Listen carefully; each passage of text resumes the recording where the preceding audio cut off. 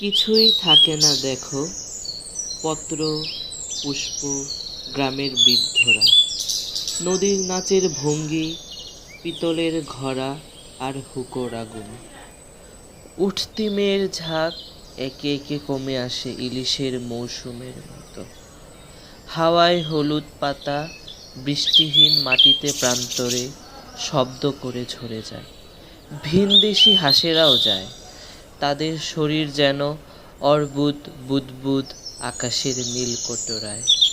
কিছুই থাকে না কেন, করগেট, ছন কিংবা মাটির দেয়াল।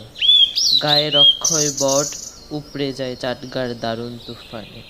চির খায় পলেস্তরা, বিশ্বাসের মতন বিশাল হুড়মুড় শব্দে অবশেষে ধসে পড়ে আমাদের পাড়ার মসজিদ। চড়ুইয়ের বাসা, প্রেম, লতাপাতা, বইয়ের মলাট দুমড়ে মুচড়ে খসে পড়ে মেঘনার জলের কামড়ে। কাঁপতে থাকে ফসলের আদিগন্ত সবুজ চিৎকার। ভাসে ঘর, ঘরা কলসি, গরুর গোয়াল।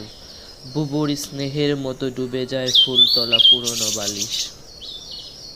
বাসস্থান, অতঃপর অবশিষ্ট কিছুই থাকে না। জলপ্রিয় পাখিগুলো উড়ে উড়ে ঠোঁট থেকে মুছে ফেলে বাতাসের ফালি।